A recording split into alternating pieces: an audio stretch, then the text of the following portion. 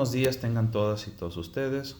Sean bienvenidos a esta primer cápsula del programa Ius Política Chile Limón y Sal, un programa dedicado a analizar la situación del derecho en México y en Jalisco desde una perspectiva humorística, crítica, agridulce, sobre todo para aquellas personas que nos queremos entrar a los cambios que están ocurriendo en el derecho, no en un aspecto noticioso superficial, sino con el grado suficiente de picor para mantenernos enterados y sobre todo con ganas de querer más. Es decir, el objeto de este espacio consiste en que las personas quieran entrarse más al mundo jurídico y tengan mayor conciencia de la importancia que tiene esto para sus vidas.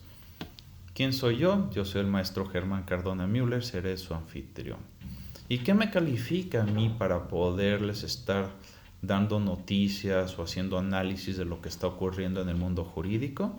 Bueno, estudié licenciatura en Derecho en el ITESO, cuento con máster en Argumentación Jurídica por la Universidad de Alicante, también del ITESO cuento con maestría en Derecho Constitucional Contemporáneo, cuento con maestría en Derecho Fiscal por la Universidad Panamericana, especialidades en Derecho Corporativo, Derecho Fiscal y Procesal Fiscal por estas universidades, entre otros cursos y diplomados. Es decir, como pueden observar, estoy calificado para poder con ustedes llevar a cabo este programa en el cual estoy seguro de que nos vamos a divertir y en el cual vamos a tener una mejor apreciación del derecho a nivel nacional y, repito, aquí en Jalisco. El día de hoy tenemos un tema muy interesante que abarcar y tiene que ver con el Sistema Nacional Anticorrupción y su impacto que ha tenido, sobre todo porque últimamente hemos visto de que también a nivel local han tenido poca eficacia o eficiencia.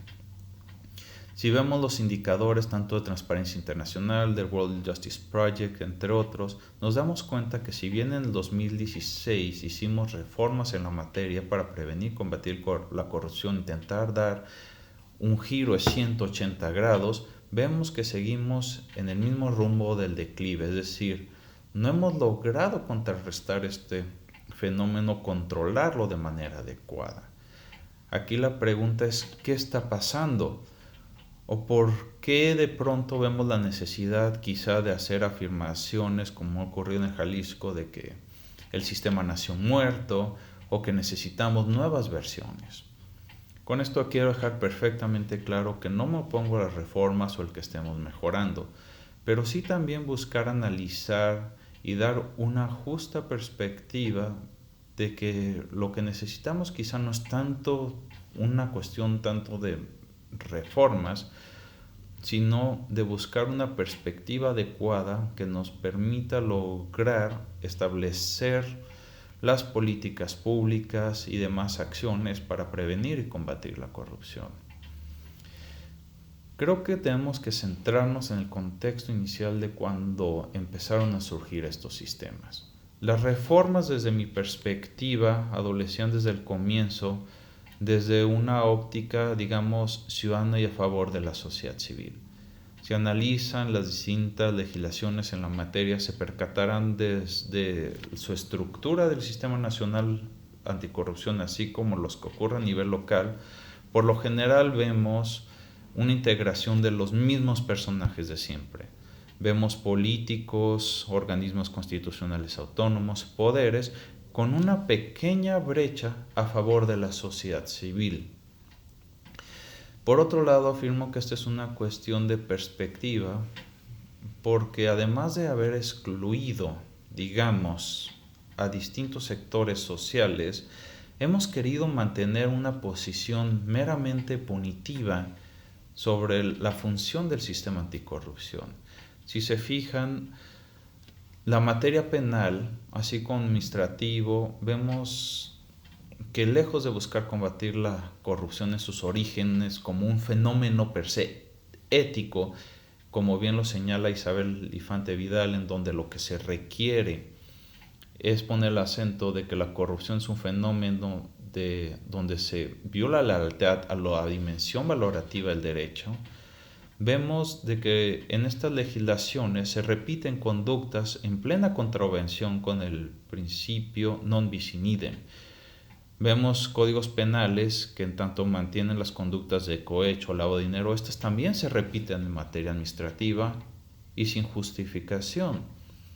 En cambio, si adoptamos una perspectiva como la que nos ofrece Isabel Infante Vidal, esta gran jurista española, vemos entonces de que el aspecto ético es toral para entender la corrupción. Es decir, no se trata simplemente de ir castigar, meter al bote a quienes sean corruptos, sino analizar el fenómeno atendiendo a que lo que busca proteger cualquier legislación en esta materia es resguardar los valores más importantes que tenemos como sociedad, sobre todo para hacer patente y fortalecer la gobernanza, la legitimidad de las instituciones, el capital social, etc. Pero a medida de que hemos visto estos cambios, realmente no logramos adoptar una dimensión inclusiva, dialógica, en donde la sociedad realmente haya sido parte. En este aspecto, vemos, por ejemplo, que recientemente en el Senado se aprobó la Ley Federal de Juicio Político. Y en su momento también a mí se me invitó en el Congreso del Estado a establecer propuestas a nivel local sobre esta materia.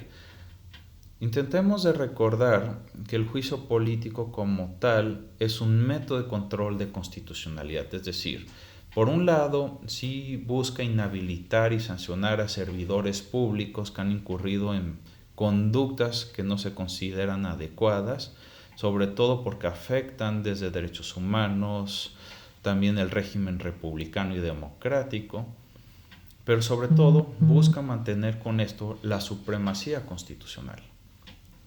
Analizando la propuesta a nivel nacional, me desconcierta que se mantengan intactas la misma conducta y también nuevamente vemos esta perspectiva sancionadora en donde vemos inclusive, como ocurre a nivel local, el que la supletoriedad debe ser el Código Nacional de Procedimientos Penales. Aquí la pregunta que cabe es ¿por qué queremos remitirnos siempre en materia penal cuando queremos ver si un servidor público incurrió en ciertas responsabilidades? No con ello por buscar restarle el ámbito de taxatividad o de estricta legalidad que deben de tener estas conductas, sino que creo que con ello nos estamos desviando a este círculo vicioso donde no estamos atendiendo tanto los factores y sobre todo porque se mantienen intactas las mismas causales de responsabilidad que son excesivamente amplias y discrecionales. Me doy a entender. Entre las distintas causales podemos establecer, por ejemplo, el hecho de que puede ser alguien de juicio político quien perturbe el régimen republicano o viole de manera grave derechos humanos. Pero si se fijan, estas causales son demasiado ambiguas y pueden jugar para cualquier lado, ya sea para quien denuncie, así como para quien sea denunciado. Supongamos de que hay un partido político con mayoría casi absoluta en el poder y un político, un gobernador, inclusive un presidente municipal decide hacer protesta por X o Y razón. Si en ese momento el partido en el poder determina que esa protesta perturba, entre comillas, el orden republicano, no hay nada que impida de que a esa persona se le siga un juicio político y se le sancione, porque al final de cuentas recordemos que contra este tipo de control de constitucionalidad no cabe el amparo. Se trata, inclusive lo señalado de la Corte, de cuestiones de que son de soberanía de los poderes, es decir, donde estos gozan de plena autonomía para determinar el futuro, por más ambiguas o amplias que estén. Por otro lado, tenemos el inconveniente que si volteamos la mesa, es decir, de que si se trata de un político que es denunciado, que no pertenece a la oposición y de que es, digamos, inclusive el que se busque inhabilitarlo por parte de cualquier ciudadano, entonces, ¿qué va a ocurrir? Toda vez de que la ley de responsabilidades a nivel nacional y en Jalisco la ley también en la materia establece que para el juicio político se insta que establecer una supletoriedad del Código Nacional de Procedimientos Penales, entonces se pretende de que va a ser imposible lograr cualquier sentencia de que busque o resolución que lo inhabilite por el simple hecho que estos ordenamientos piden de que se hagan o se emitan más allá de toda duda razonable. Más allá de toda duda razonable se requiere un umbral de prueba demasiado gravoso. Esto es casi imposible de acreditar, entonces básicamente esto se va a traducir para el grupo del poder que quiere proteger a su político, porque recordemos quienes van a determinar es el mismo grupo parlamentario, pues que no se le va a inhabilitar, lo más probable, se incurre mínimo en ese riesgo, tenemos que admitir eso. Entonces cuando vemos que se pasan este tipo de legislaciones que se están aprobando sin atender a una perspectiva adecuada, entonces nos percatamos de que realmente va a ser muy difícil contrarrestar el fenómeno de la corrupción a nivel federal y o local. Por otro lado, tratándose de cuestiones de perspectivas, creo que también es importante atender el hecho que hemos sido omisos en atender a un control de convencionalidad en materia anticorrupción. A manera de ejemplo, el artículo 107 ter del Estado de Jalisco establece que todas las autoridades deberán de seguir y aplicar los tratados en la materia, es decir, se trata de una disposición a nivel constitucional. Si bien a nivel local esto no es menos. Sin embargo, realmente cuando se trata de faltas administrativas graves u otro tipo, o inclusive en el diseño de políticas públicas, no se ha atendido de manera suficiente o inclusive absoluta este dispositivo. Y lo mismo ocurre a nivel federal.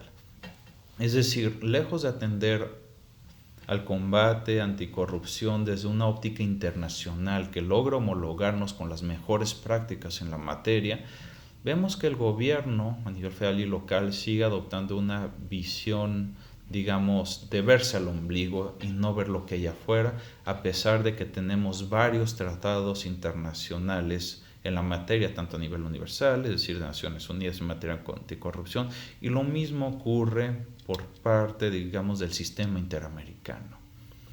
Entonces tenemos estas cuestiones de perspectivas de que necesitamos que lograr aterrizar. Más allá de las reformas que se hagan, necesitamos que centrarnos de que si este es un problema ético, más allá de las propuestas necesitamos personas que adopten este sistema ético. Y sobre todo porque estamos atendiendo un factor. Más allá también de resguardar el sistema jurídico, estamos queriendo garantizar con este tipo de medidas lo que es el derecho humano a un buen gobierno, a una gestión pública de calidad. En la medida de que no logremos atender desde una perspectiva de derechos humanos los sistemas anticorrupción, de nada va a servir si queremos enfocarlos, digamos, de una visión técnica, pero descuidando de que estamos protegiendo algo mucho más amplio, que es que los servidores públicos sean eficaces o eficientes y cuenten con un sistema meritocrático. Esto es lo que se espera sobre todo con las nuevas modificaciones legislativas. Ya se trata de implementar una nueva ley en materia de juicio político o el que en Jalisco se vaya en su momento a implementar leyes en materia de servicio civil de carrera. Es decir, que lo importante es de que estamos tratando con un enfoque de derechos humanos de que al fin y al cabo beneficia a la población. Esto sería todo para esta primer cápsula. Acompáñenos la siguiente semana donde traeremos nuevos temas con esta visión crítica, agridulce, humorística que espero les haya sido de utilidad y les haya gustado. Me despido, nuevamente les recuerdo que soy el maestro Germán Cardona Müller y les deseo a cada uno de todas y todos ustedes un excelente día. Hasta luego.